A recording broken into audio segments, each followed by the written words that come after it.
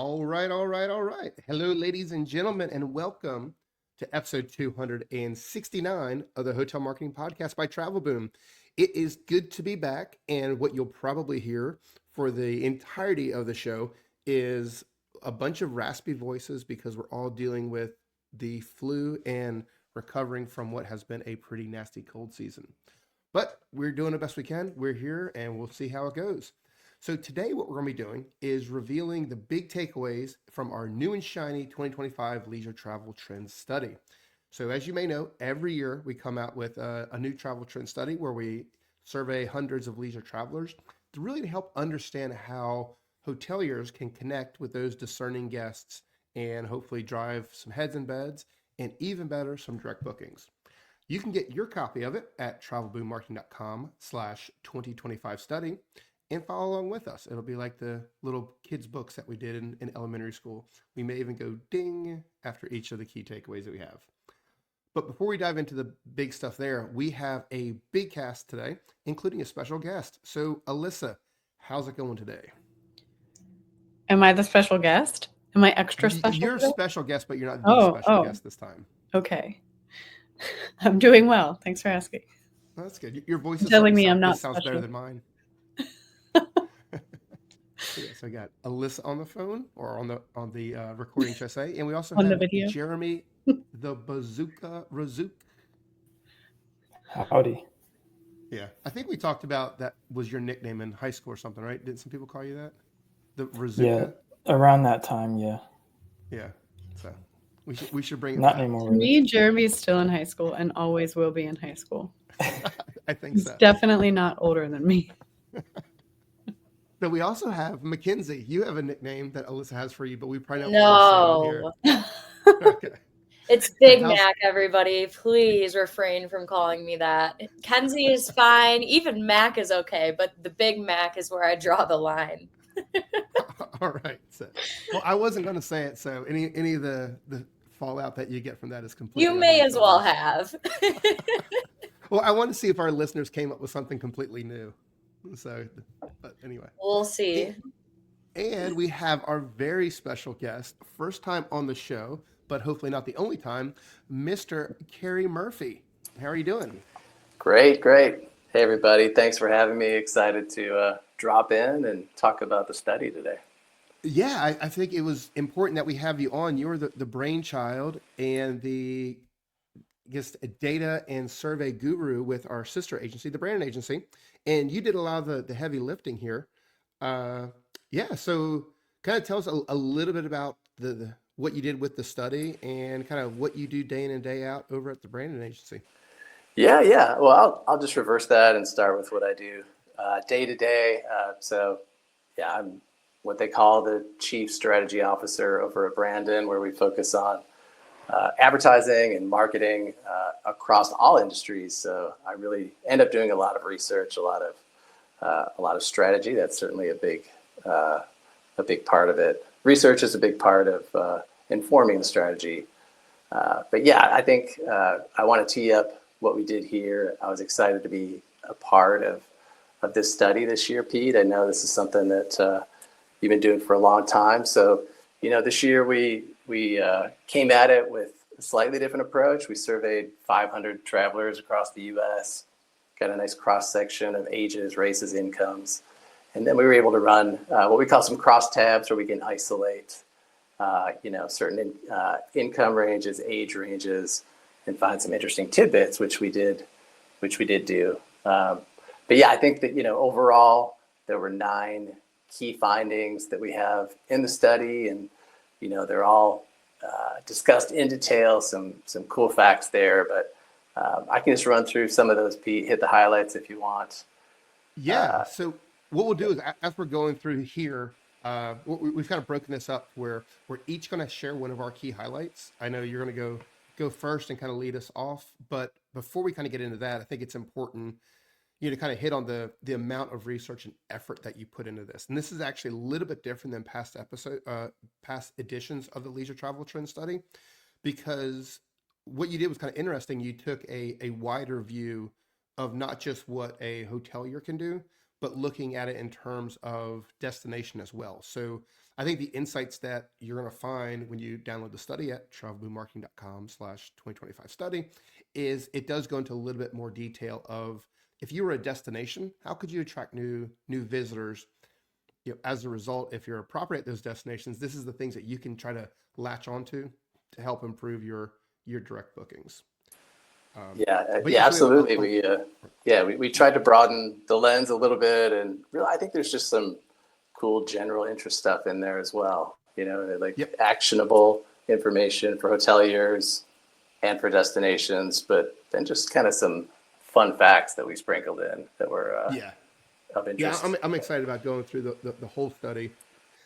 It does go to show kind of, Carrie, kind of what you do day in and day out for, your clients on the Brandon side, but then also as you work with our clients on the TravelBoom side to kind of uncover those deeper insights that make not just hotel marketing, but all marketing efforts much, much more effective. So we're excited about that.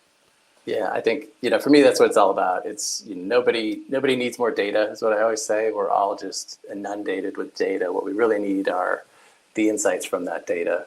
So I think we found some interesting things here, and I'll just kind of high level, like the 9 key findings, Pete, that we identified in this study. Some of these insights that emerged to the top, some groupings of information that told a little bit of a story. So I think, number 1 is price sensitivity, and I'll go through these quickly. I think y'all are going to talk through some of these individually in a bit, but price sensitivity, we know that, travel costs are rising. How does that impact decisions people are making?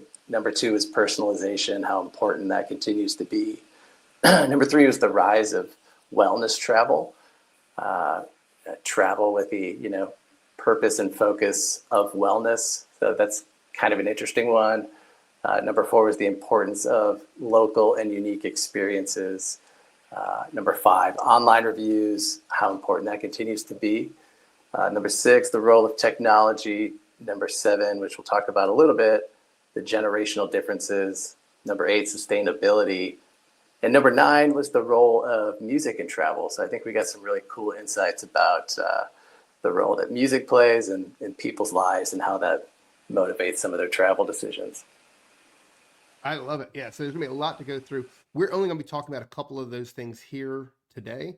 And the only way you're going to be able to see those other insights that we did not pick as our top finding is actually download the study. So head over to TravelBoom and grab those.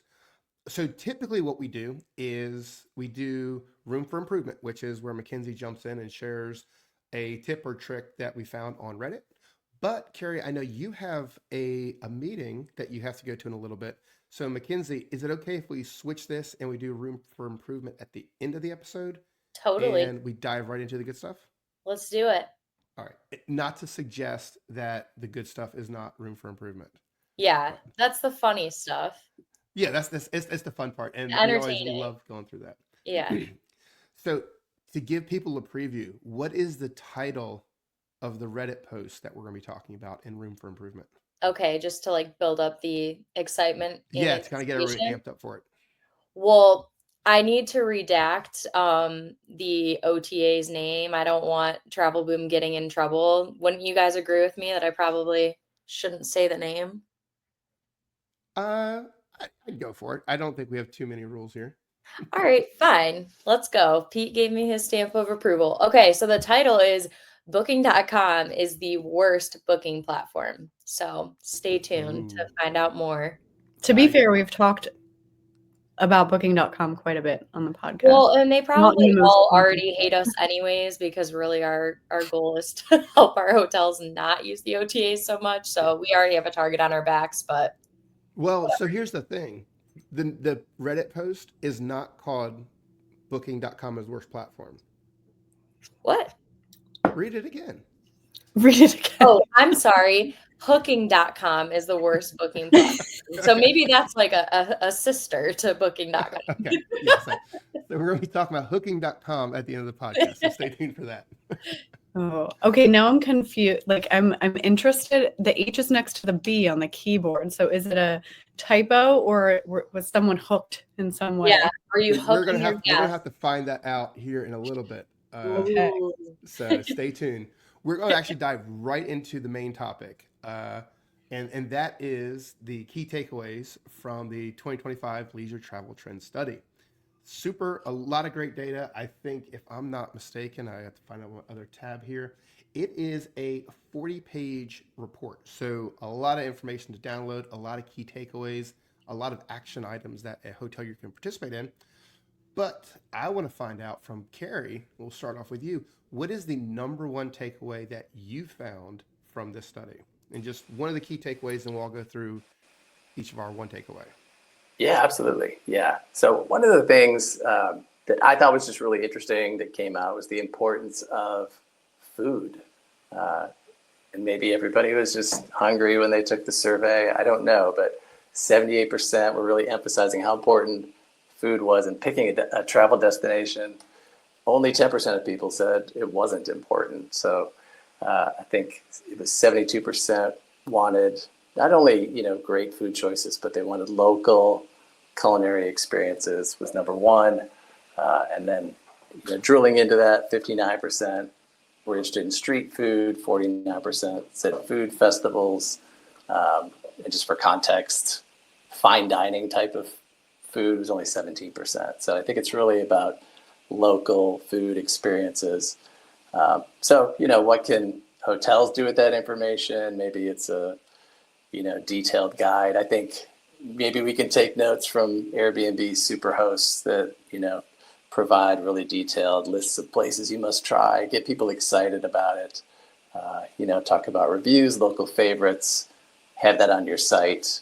I thought that was just a cool tidbit. And then, it's in the study, but anybody want to guess what the top 3 states for food destination travel are? Ooh. This is a test to see if you actually California. read the study. I didn't read that page. Dang. It's buried in there. Yeah. I'm going to go Florida. Really? Like, Okay, I went California. maybe not. I'm like the Texas. Maine? Louisiana. I'm going with the Bayou, and There's so- got to be a southern state in there. Yeah. Yeah. New so what are York? they? Yeah. Maine? No, you're getting them all. I think I've heard them all now. They're all in there. New York, number one. By a long shot, New York. People think of food there, obviously, a ton of options. Then Louisiana, great place for food, Cajun food. And then Texas was number 3. So Barbecue. That's a good one. Texas 2 out of barbecue. 3. Yeah. So Yeah. no like Ohio, no Skyline chili or anything, in that. Yeah. More. Cincinnati chili. No, I didn't see that in there. Who would have guessed? So I think this one's actually really, really cool because, one, when you travel, we always talk about the hotel is the place where you can lay your head while you're experiencing a destination, and food is such a big part of that, particularly because it's one of those things where, the study shows that, people are tightening their belts a little bit and they're watching what they spend their money on. Culinary experiences, especially street food festivals, those can be really affordable ways. And I think if you're a hotel, to tap into that any way you can. If it's on property food, making sure you're bringing in the local flair. And if it's not, seeing what you can do to get people to those partners or get some food trucks in front of your property on the first Thursday of the month, whatever it might be, to kind of create a little, foodie type environment around your property. Yeah. And Pete, I'll share one more before I have to jump, if you don't mind. Just a quick one. So I thought this was interesting, that style of trips. The majority of people planning trips like to have their trip planned in advance with an open agenda upon arrival. So like, hey, we're going to Cancun. We're going to take it day by day when we get there. All the planning up front, open agenda. That sounds great to me personally. That's my kind of trip. But Gen Z prefers almost the exact opposite. They like spontaneous trips with well-planned agendas when they get there. So maybe like, hey, we're going to Colorado to ski this weekend, then we're going to see this concert, then we're going to eat at this restaurant. Short notice, super detailed, intentional. As our trip spokesperson on this episode, I can definitely agree with that. It's like it might be a quick turnaround by the time we plan it, but when I get there, I want to know exactly what I'm doing. Yeah, I was interested in your perspective on that. Yeah. Anybody else have one of those or the other? I think this is number one. generational, but also situational, because I like the thought of an unplanned vacation is just gives me the heebie-jeebies. Like I need a plan. But since having two children and they're both still small, I can't have a plan. The plan never goes the way I want it to. So I've kind of learned how to enjoy a little more spontaneity on vacations specifically. So I can see both sides of it, but Yeah, see, I can't I can't go on like a last minute trip. I want to know far in advance that I'm going somewhere. So we went skiing up in North Carolina at Beach Mountain, and we had talked about it for months in advance. We booked it probably about a month in advance, but all we knew was that we were skiing the first day. We didn't know where we were going to eat. We didn't know anything else. So I want to do the planning on the front end and then have the spontaneity hmm. throughout the trip. So Because one it thing I gives you didn't something to look forward to. Like does the trip always meet your expectations because you've waited so long for it? see, my favorite part of vacation is before I go on vacation, looking forward to the trip and all that kind of stuff. Same. And then once you're there, I feel like things kind of fall in line. Like for me, it's like, hey, I want to be when the slopes open. I want to be there. I want to ski all day, and if we go to sleep, get up next morning, go skiing again, that would be happy for me. But my wife and my girls were more, let's take our time in the morning. Maybe we only ski one day, and then let's go shopping the next day and things like that. So it's a little bit different. You kind of have to work everything with the people you're traveling with. So, but no, I think that's a cool takeaway. And that's just that's just a few of the takeaways. You can get all of them at travelboommarketing.com/podcast. Click on episode 269, and then you'll be able to download the study from there. All right. So with that taken care of, Carrie, anything else that you want to add before we let you rush off to make some client somewhere in the world happy? No, I really appreciate y'all having me, and I hope you, continue to talk about the study and share some bits. I encourage everybody to take a look at it. Research study sounds like a big snooze, but I think this one is actually a lot of fun, and there's a lot of great bits in there. So hope everybody enjoys it. Yeah, thank you so much for putting in the hard work to make this all happen. Absolutely. All right. Thanks, Thank you. everybody. Thanks, Yep. Carrie. So kind of going from there, or jump over to hear what Mackenzie has to say. Do you have any big takeaways that you want to share? Yeah, I had a lot. Like Carrie just said, I think it was a really fun study, and just some of the different topics that were explored are really interesting, and I think they would be valuable to our hotelier friends.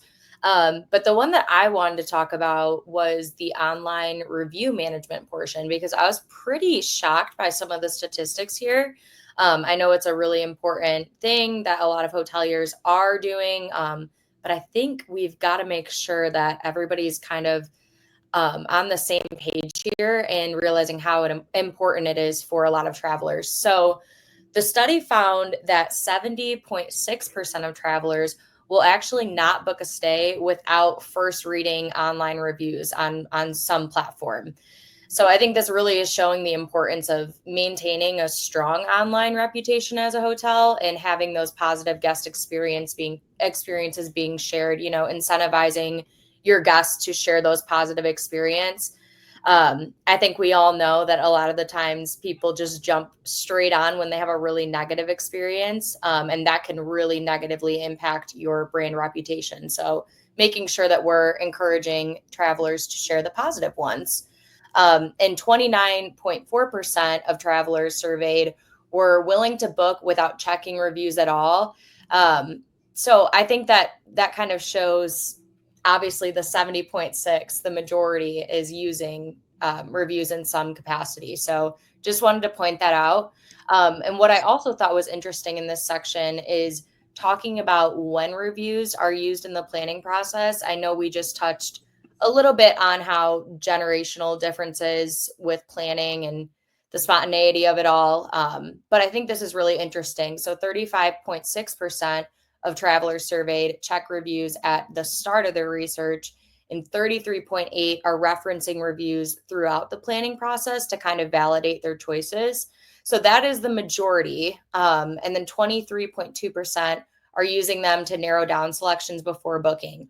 Only 6% are waiting until they're ready to book. So you can see that this is really high funnel, pretty typically in the research process. So I think that hotels need to make sure that they're ensuring strong visibility and positive ratings across some of the major platforms from the beginning of the customer journey, and really making sure that they're responding to feedback on Google and some of the major OTAs where these reviews are being seen.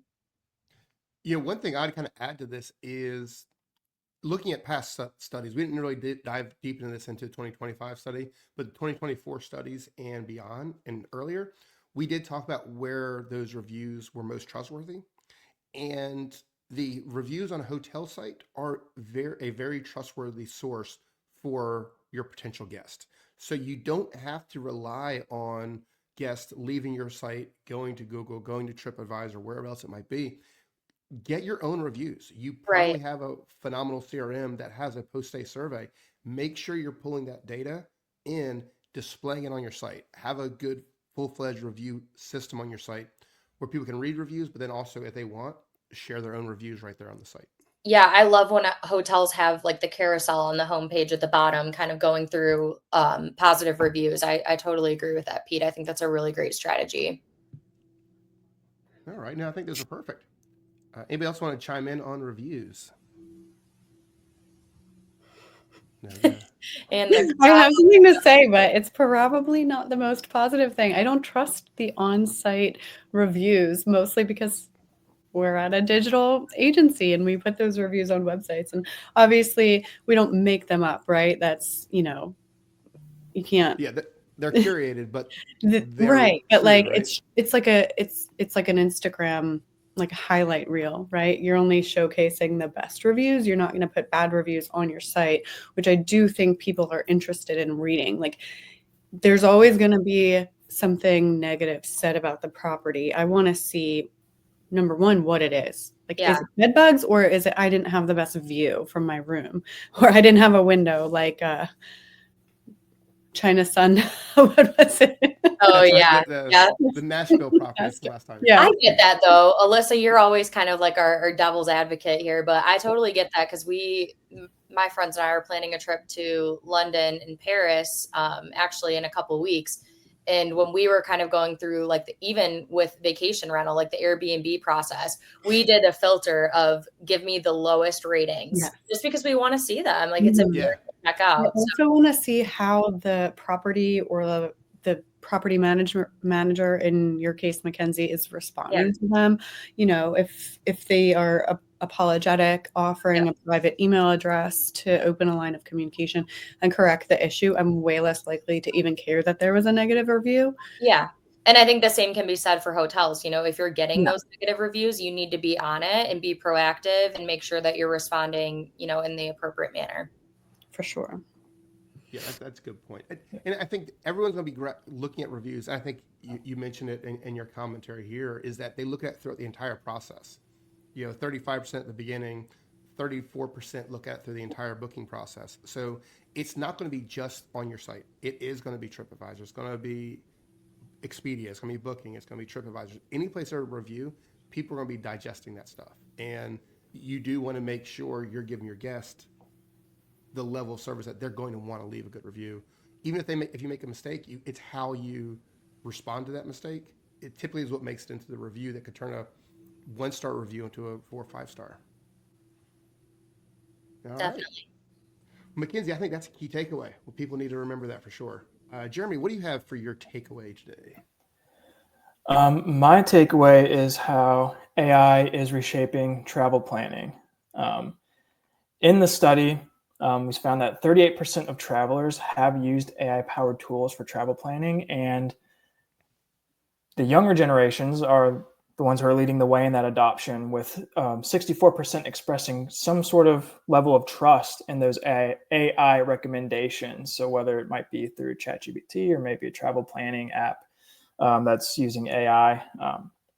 So younger generations are using that using AI powered tools a lot more in terms of planning their trips and probably asking questions and things like that. Now, how can hoteliers optimize for this type of trend? Generating high quality website content is going to be an optimal strategy if you're looking to be present in those AI search results, maybe an AI an AI overview on Google or within a chat GPT search. Having that content on your website for the things that you offer, or maybe you're located near certain attractions, having that available is going to give you a head start or a leg above your competitors, just to say that hey, we're this type of property, and and if you're that type of property, you have the chance to be shown within a search for an AI search or something like that. So having that content is going to be very important moving forward, and having that optimized on your website for AI-powered searches. And then other things that can be used outside of just people searching for things outside of, before they've actually visited your website.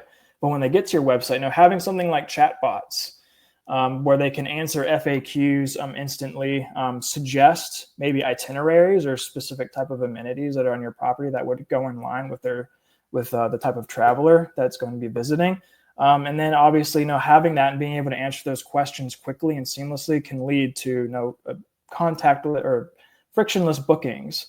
Because if you're able to provide that itinerary up front that is incredibly customized and personalized to that searcher or to that traveler, the chances are you're probably going to get, much quicker, much more seamless bookings. I liked this one, Jeremy, because I'm planning a trip right now. The family's going to Gatlinburg this year instead of Orlando. We're taking a little break from Florida. We haven't had fantastic luck in Florida, but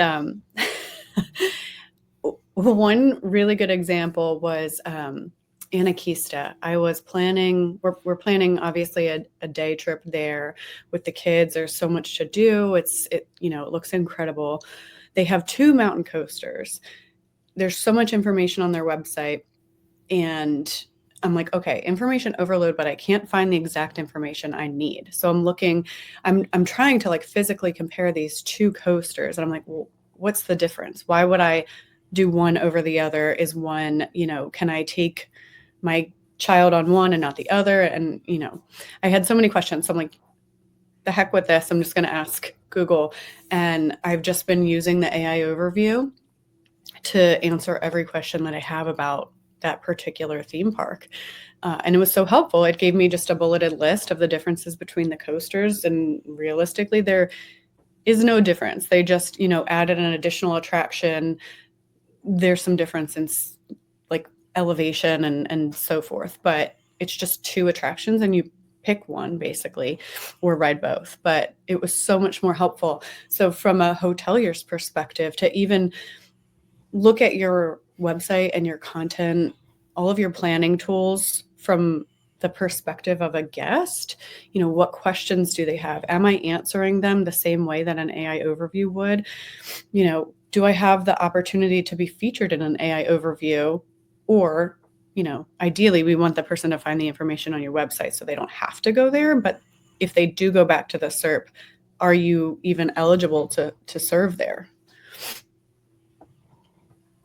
Yeah, I think that's the important part, is understanding that AI is now a third customer. You've got the real customer, you've got the search engine, and now you got AI as well. And you kind of have to think about that as you're building out your content. Alyssa and Jeremy know from the search perspective, it's one of those key factors that you think about, because if the AI recommendation at the top of the search engine, that is going to be pulling away from potential organic listings, and you want to make sure that you're putting your best foot forward there. Yeah, and kind of going back to McKinsey's key takeaway about reviews, that's also can play a very crucial part in how AI search could impact your presence within AI searches or anything like that.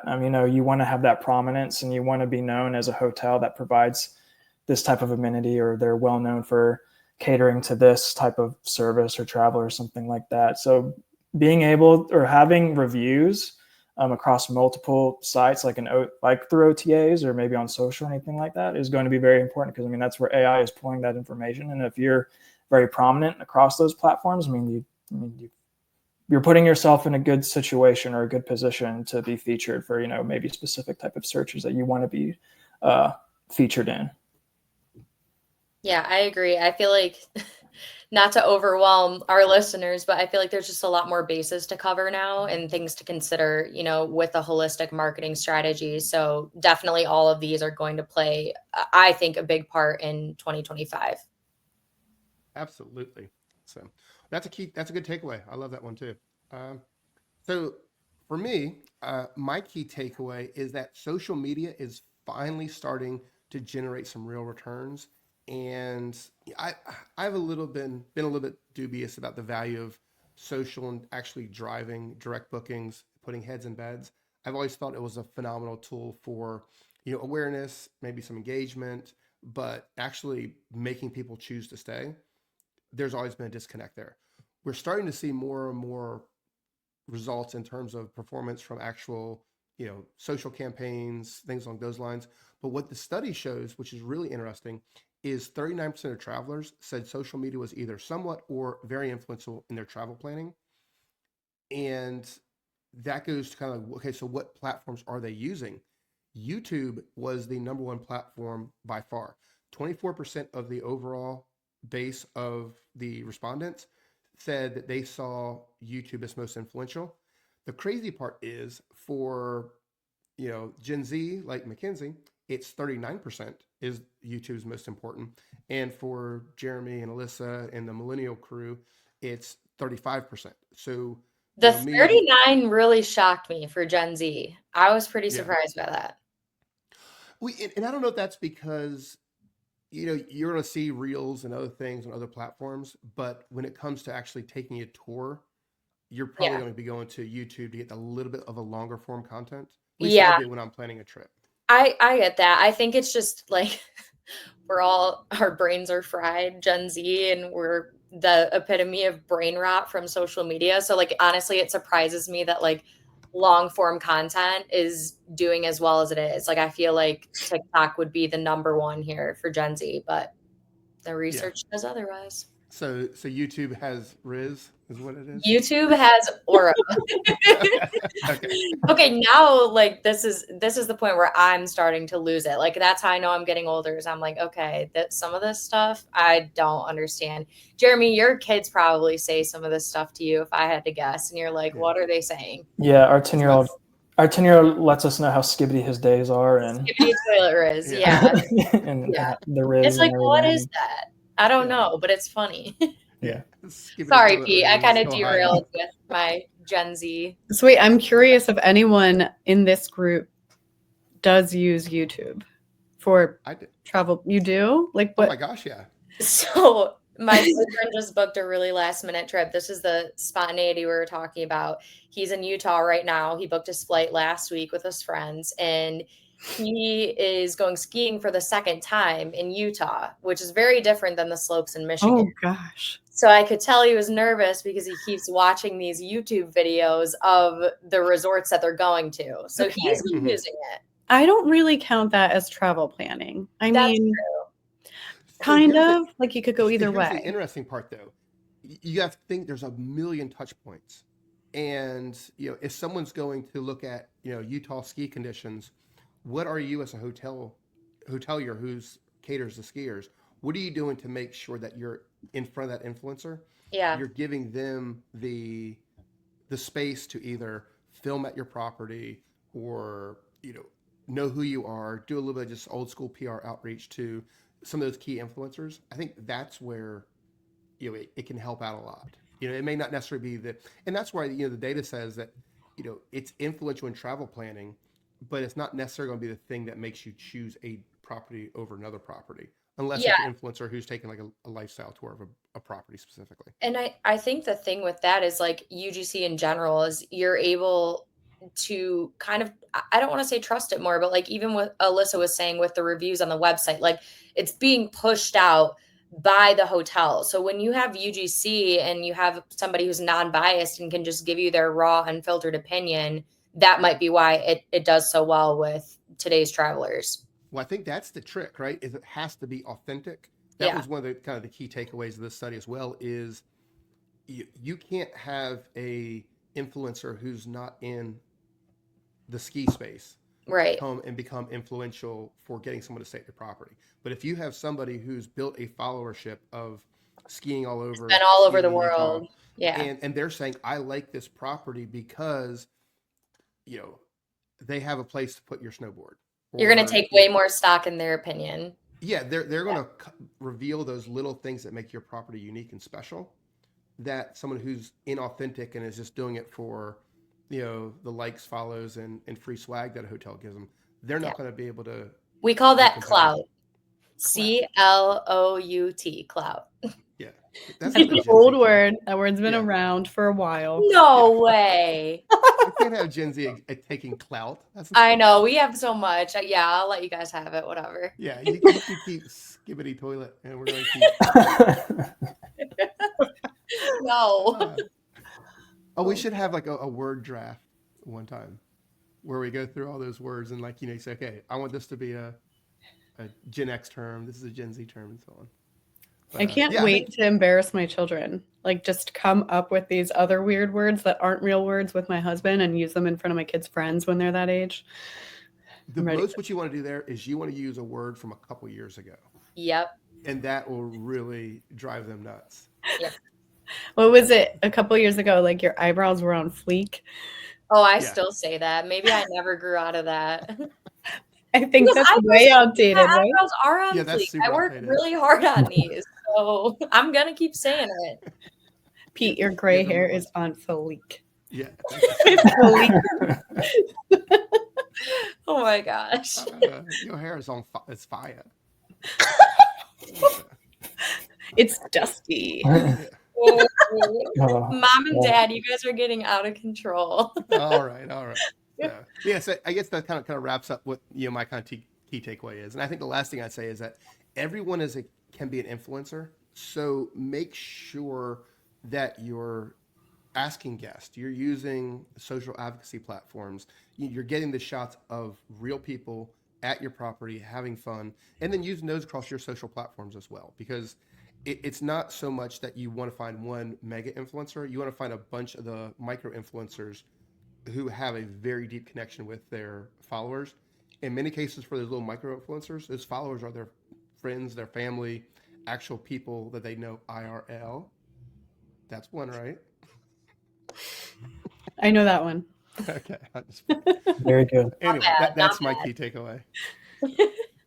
So, Alyssa, how about you? Do you have any key takeaways from this that you can? I did. I had a few. It was pretty difficult to just pick one, but I landed on the impact of rising travel costs. I feel like this one is the most prevalent here, and I think this is wide spanning. So many people have been impacted by just the increase in cost of goods across the board. Every industry, from my experience personally, daycare, food, all of it.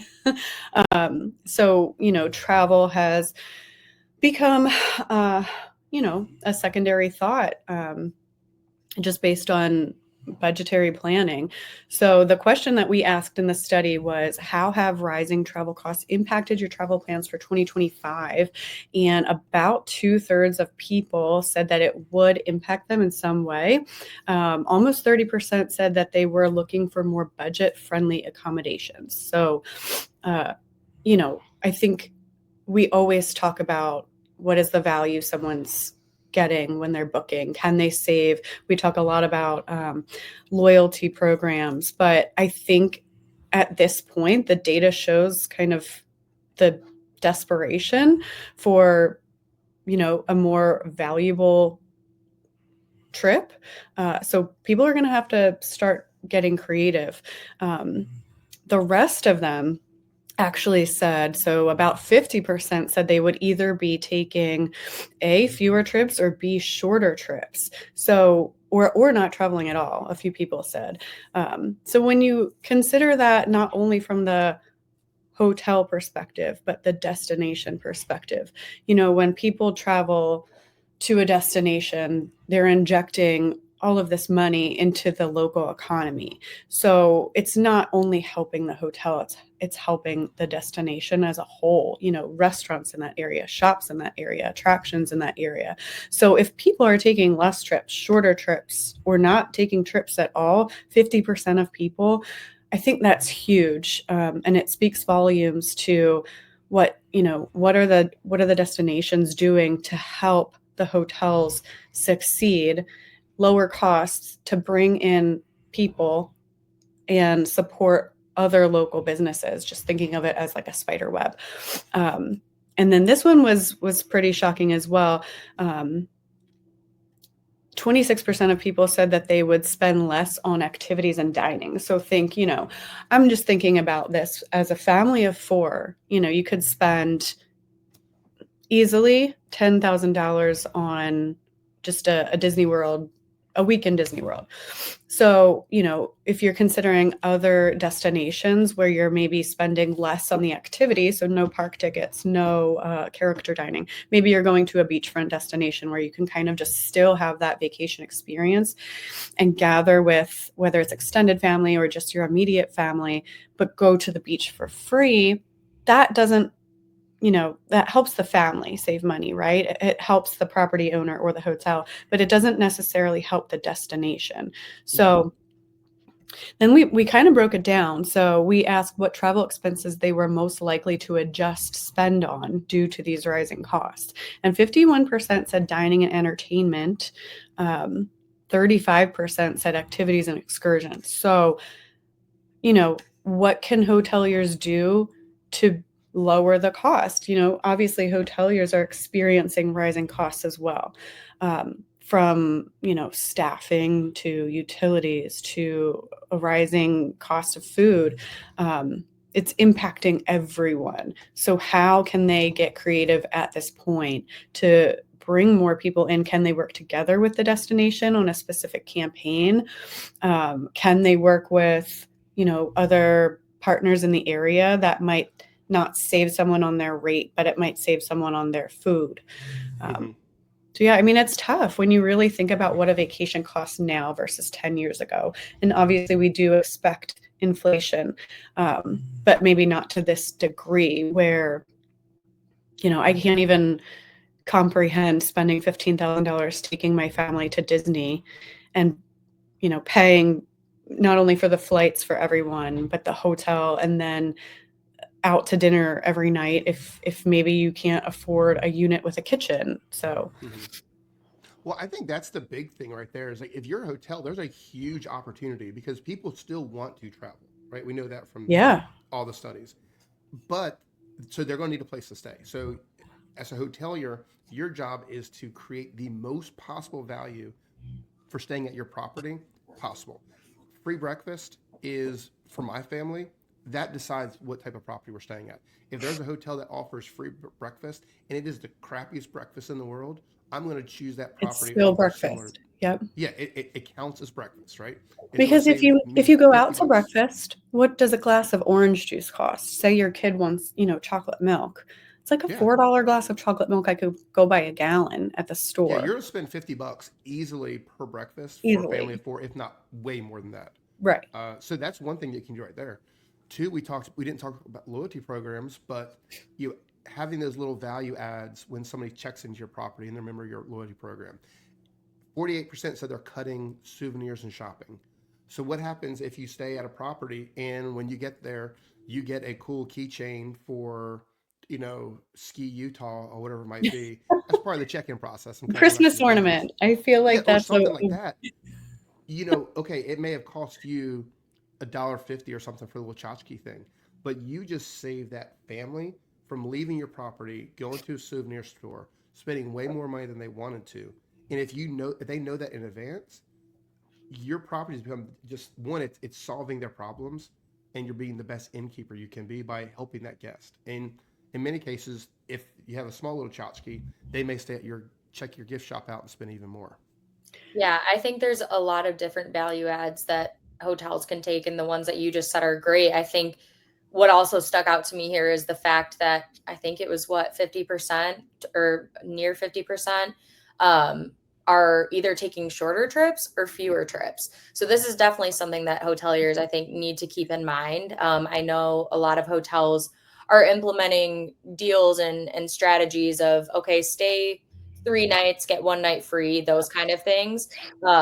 I feel like we'll see a lot more of that into this year and beyond. So, Yeah, and you can manipulate the rate, obviously, but what is the true cost of really giving someone that extra night if you're not full? And maybe they stay an extra night and you give them 10% off at the restaurant or 20% off free or a free drink. They're staying that extra night at a reduced cost, but maybe they're spending additional money on site. Another one was just kind of expanding on what Pete said, transportation. Almost 30% of people said that they would kind of cut expenses around transportation. So are you within walking distance of anything? Really highlight that on all of your socials, on your website. You don't necessarily need transportation to come to stay with us. Okay, but then how do I get there? Can you offer it? Do you have, what is the cost of just having a van that kind of runs back and forth with one employee? Would that convince more people to stay with you versus someone who doesn't have that? And then they are saving $400 for the week on a small rental car. Yep. I think with this, what the real takeaway is if you're a hotelier, what can you do to alleviate the customer from having to spend on other areas of that vacation pie so they can invest it in your property? And that's going to make you much more of a compelling choice for them. Yeah. And I think just overall, as the hotelier or hotel marketer, just looking at everything with like budgetary goggles, penny pinching. What can you do? Like pretend that whoever's coming to stay with you maybe can't afford it, but they still want to travel. They still want the experience. They still want to experience the culture. So, yep.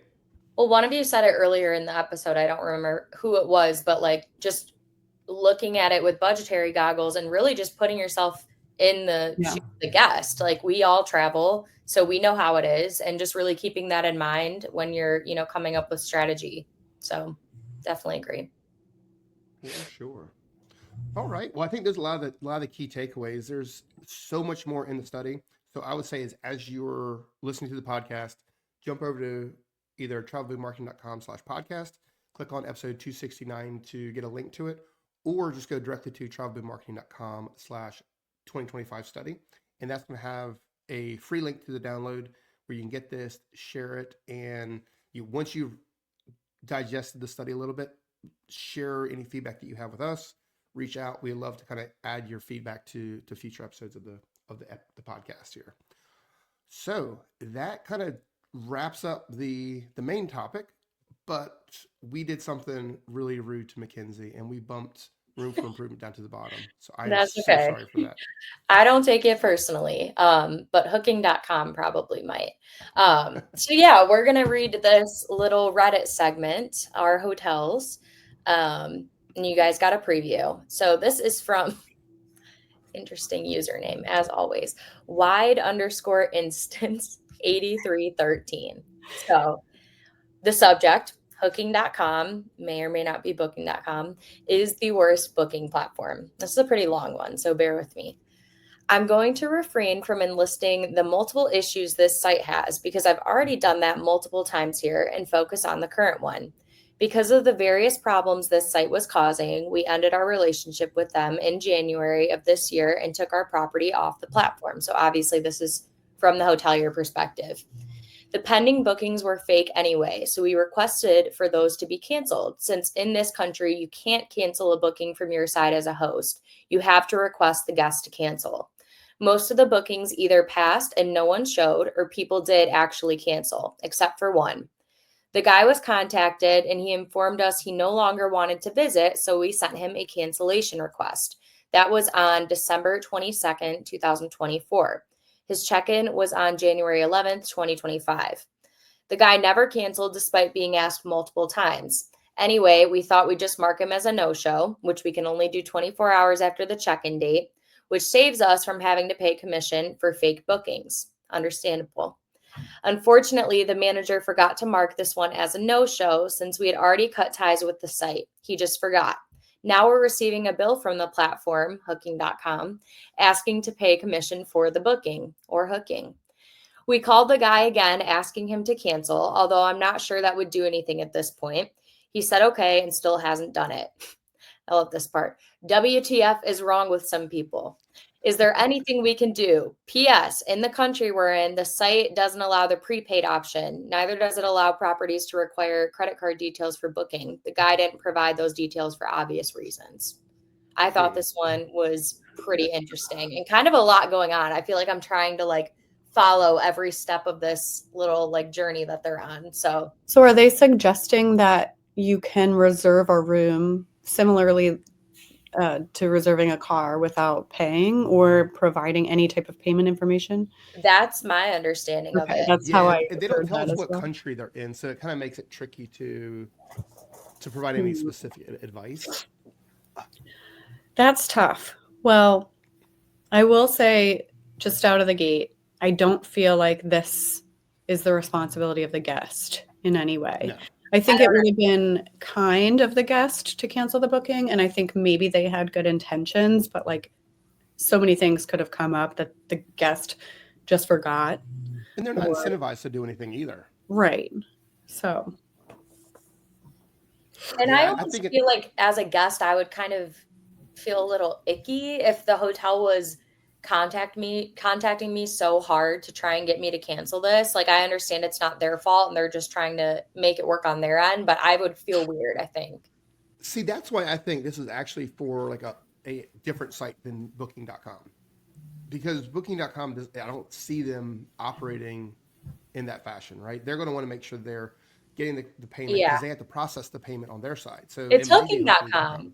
We already established Well, that. no, I think the payment for the room would be like a pass through. So like right. You pay booking.com is getting the commission because the property is forgetting to cancel the reservation. Yeah, I think this is one of those we don't have enough information to really help them a bunch. But it just goes to show you that if you have done a great job building your brand, you're driving people to your property, you are on meta search, you are in the paid locations throughout the web, and you're doing everything you can to drive those direct bookings, it will minimize your requirement of the OTA. But still, at the end of the day, I think in those situations, you either pay or don't pay that commission. Because that's We need the option you have $2 guys, Mackenzie. They do. Yes. Our friends at SOAR, it's SOAR with an extra R, right? I don't remember. Yeah. I just Yeah. know. Yes. So, They do. They need the $2 guy. that's a tricky one for room for improvement. That I website thought has some so. room for I'm like, improvement, it it's sounds like. interesting because you kind of have to take into account the hotel, the OTA, the guests. But I agree with you guys that I think it's not up to the guest. Point I blank. do think the entire situation just sucks, but that is like the core of the OTA. Like they just want their money. So I think if you bought in or signed up for that platform, and you're in a country where this is allowed, you need to be very diligent about canceling, like make it a daily task to look and cancel as needed, or don't participate in the platform. Yeah. I'm sure they've learned their lesson. True. The GM messed up at the property. Yeah. Which mistakes happen, right? It was just an unfortunate mistake. Anyway, that's pretty much all we have. Unfortunately, for the people at hooking.com, they got some work to do. If you have any ideas for room for improvement, send those along to us. And kind of to wrap up the show, go to travelboommarketing.com/podcast, episode 269 for the show notes and more. That is pretty much all we have for you today. Any parting words from anybody, or should we go ahead and sign off for this episode of the podcast? Download the study. Right. Yep. Well, download the study. That's it. Yep. It's good stuff. All right. Well, with that being said, we are all wrapped up here, and TravelBoom is out.